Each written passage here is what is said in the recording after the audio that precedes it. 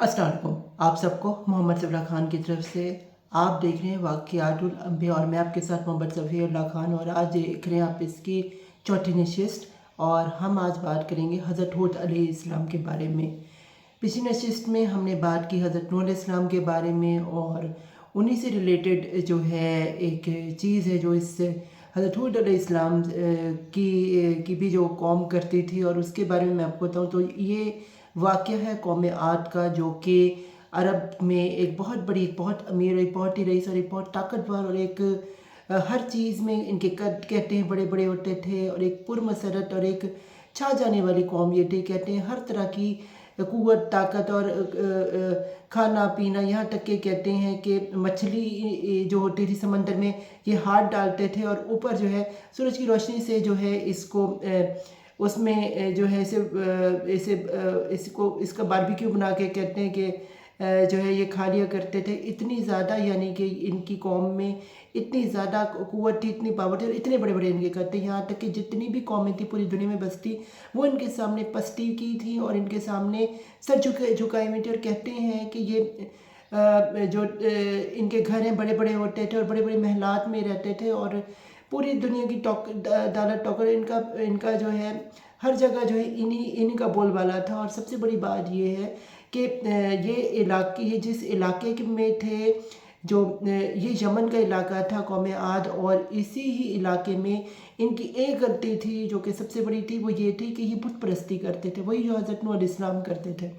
और इसीलिए बहुत अरसे तक जब ये बुत परस्ती करते रहे तो ख़ुद इन्हीं की कौम में से जो हैं ये हज़रत हूद अलैहिस्सलाम जो कि ये खुदा ये खलीद एक कौम थी जो कि अरब की एक कौम थी। वो उस कौम के बल्कि ये कौम आद ही की एक कौम में से खलीद एक कौम थी, उसके अंदर से इनको लिया गया और उसी के अंदर से जो हूद अलैहिस्सलाम जो है वो पैदा हुए। और उन्होंने ही शुरू से ही, अगर हज़रत हूद अलैहिस्सलाम की मैं आपको बात बताऊं तो वो जो थे ये एक अल्लाह की वहादत और एक अल्लाह को मानते थे और शिर्क के करीब नहीं जाते और लोगों को भी दावत दिया करें कि एक अल्लाह की इबादत करें, एक अल्लाह से मदद मांगे, किसी और की इबादत मत करें। लेकिन इनकी कौम, इनके लोग जो थे वो चूँकि वो कौम आद के लोग थे, वो ख़तरनाक लोग थे, वो ताकतवर लोग थे, वो जाबिल लोग थे, वो जुल्म करते थे। उन्होंने बुत परस्ती को अपना शेवा बनाया और इसके बाद हज़रत हूद अलैहिस्सलाम जो थे इन सब में दावत तबलीग का जो है इन्होंने काम नहीं छोड़ा, दिन रात दावत तबलीग करते थे। जितने भी ये कौम आद के लोग थे ये तकलीफ़ देते थे और बहुत ही तंगी में हूद अलैहिस्सलाम को रखते थे। कोई इन्हें पागल कहता था, कोई इन्हें दीवाना कहता था, कोई इन्होंने कुछ कहता, लेकिन हूद अलैहिस्सलाम अपने रास्ते से नहीं हिले। उन्होंने अल्लाह की वहदानियत, अल्लाह का ज़िक्र, अल्लाह की तौहीद और तक़वे के ऊपर दावत देना कभी नहीं छोड़ा। क्या उन पे कितने बुरे बुरे हालात या कितने भी उनके हालात तंग किए गए कौम आद की कौम से। एक दफ़ा का वाक़या है कि ये कौम आद जो है ये इनको बहुत ज़्यादा जो था ये ज़्यादा तंग करते थे ये हज़रत हूद अलैहिस्सलाम को। तो वो कहते हैं कि तुम्हारा खुदा जो है वो हमें तुम क्यों एक खुदा की पूजा करें, क्यों बुत परस्ती नहीं करते? हम भी तो एक खुदा की जो है परस्तिश करते, एक खुदा की नहीं हम कई खुदाओं की इसलिए परस्तिश करते हैं कि वही जो खुदा हमारे जो बुत तराश यानी कि मूर्ति पूजा जो हम करते हैं, ये मूर्तियाँ जो है अल्लाह के सामने, खुदा के सामने जो है हमारी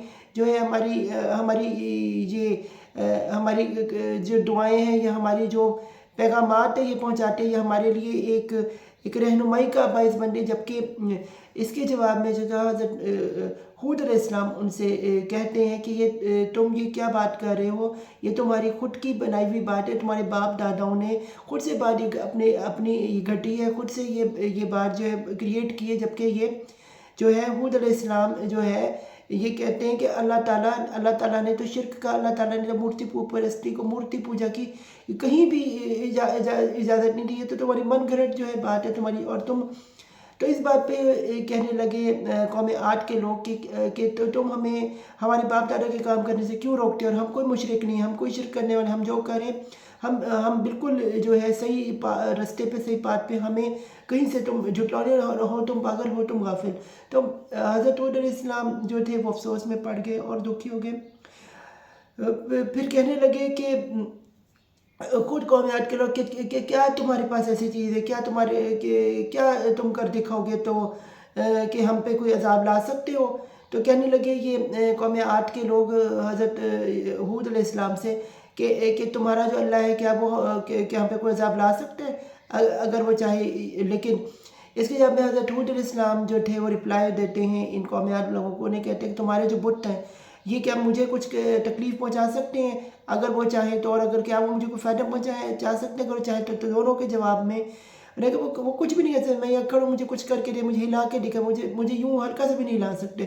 تو یہ جو ہے تمہارے بتوں کی اتنی سی طاقت، اتنی جنہیں تم اپنے ہاتھوں سے تراشتے ہو، خود ان کی بت پرستی کرتے ہو، خود مورتی پوجا کرتے ہو، تو یہ تمہاری ہے. تو کہا جاتا ہے کہ کچھ عرصے بعد حضرت علیہ السلام انہوں نے صبر کیا اور ایک سال آیا جو قوم عاد کے لیے بڑا ڈیفیکلٹ تھا اور وہ قحط میں مبتلا ہو گئے. اور ان کو اس وقت احساس ہوا کہ کہیں نہ کہیں جو یہ حود علیہ السلام تھے ٹھیک تھے. لیکن ایک اور چیز جو سب سے بڑی ہوئی وہ یہ ہوئی کہ اندر سے تو انہیں لگتا تھا کہ حود علیہ السلام سچے ہیں اور اللہ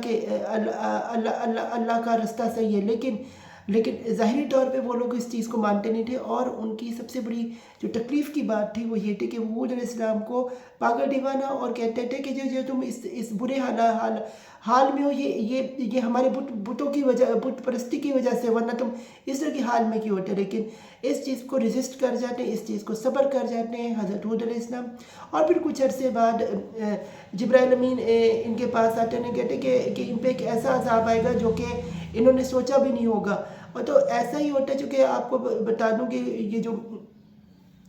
یہ قوم ہے یہ اپنے اندر جو تھی یہ ایک طاقتور قوم تھی. اور قوم عاد کا جتنی ذرا پاورفل غلبہ کو تو کہتے ہیں بہت بڑے ان کے قد تھے. تو 8 دن اور 7 راتیں ایک بہت بڑا، ایک بہت ہی خطرناک قسم کا ایک چکر اور ایک زبردست طریقے کا ایک ان کے اوپر ایک عذاب آتا ہے جو کہ ایک مٹی کے تودے اور ایک ٹورنیڈوز جیسے آپ کو پتہ ہوتے ہیں، مختلف قسم کی مٹی اڑتے ہوئے اور ایک ہوا کے گھولے. اور اتنا زبردست عذاب تھا کہ جیسے جڑ کے اندر سے آپ کو پتہ ہے کہ ایک وہ نکل جاتے ہیں نا یہ درخت، اسی طرح سے یہ قوم عاد کے جو لوگ تھے وہ ایسے لگتے ہیں جڑ کے اندر سے جیسے نکل کر وہ بڑے بڑے جو اتنے بڑے قدوں کے ہوتے تھے وہ ایسے زمین پہ گر پڑے اور زمین ڈوز ہو گئے. اور اس طرح سے جو تھا 8 دن اور 7 راتوں تک ان پہ عذاب آتا رہا. ان کے اوپر اس طرح کی جو ہے یہ ہوائیں اور مٹی اور خطرناک طریقے کی ان پہ جو ہے ایک عذاب الہی آیا، جس کے بعد جو قوم عاد کا عاد نصب و نابود ہو گئی. اور اسی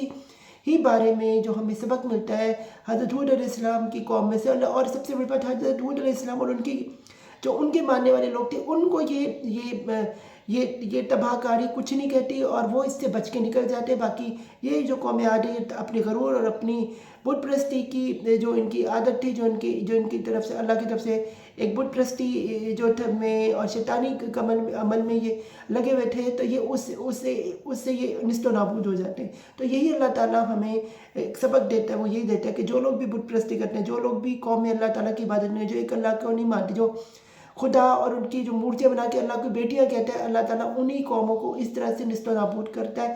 یہی ہمیں جو ہے قوم عاد کی وجہ سے پتہ چلا. حضرت حود علیہ السلام نے جتنی کوشش کی وہ لوگ نہیں مانے اور انہوں نے پھر عذاب چکھا. امید کرتا ہوں کہ یہ جو نشست ہے آپ کو اس سے پتہ چلا ہوگا کہ حضرت حود علیہ السلام نے کتنی محنت کی اور کس طرح سے جو ہے یہ ایک بہترین ایک جو پیغمبر تھے اپنے زمانے کے. اور یہ کہ آپ سب جو ہیں اللہ تعالیٰ کی عبادت کریں. بت پرستی کیا ہے وہ آج کے دور میں کہوں کہ پیسے لوگ پوچھتے بنا بت کے، اور بھی قسم کے لوگ بچوں کو پوچھتے ہیں، لوگ گھروں کو پوچھتے ہیں، لوگ چیزیں، ان سب کو چھوڑیں، ایک اللہ کو مانیں جس کے ہاتھ میں زندگی اور موت ہے اور ہماری آخرت کی کنجی جس کے ہاتھ میں سے آپ صرف تقویٰ کریں اور اللہ کی ہی عبادت کریں. اور جتنا زیادہ ہو سکے آپ دعوت اور تبلیغ کا کام کریں تاکہ آپ کی دنیاوی زندگی، آپ کی آخرت بھی اور آپ کا دل بھی جو ہے وہ بھی کھلے. تو اللہ تعالیٰ سے امید کرتے ہیں کہ آپ کو جو ہے میرا چوتھا جو یہ حضرت حود علیہ السلام کا ایپیسوڈ ہے پسند آئے ہوگا. اس ویڈیو کے نیچے کمنٹ دیجیے، رائے دیجیے اور میرے چینل محمد صفدر خان کو سبسکرائب کریں. बेल आइकन का बटन ज़रूर प्रेस करें ताकि जब भी मैं कोई लेटेस्ट वीडियो अपलोड करूँ तो फ़ौरन से आपको इसका नोटिफिकेशन मिल जाए। अल्लाह हम सब का हमारा सर। अल्लाह हाफिज़। मुझे दुआ में याद रखिएगा। फ़ी अमान अल्लाह।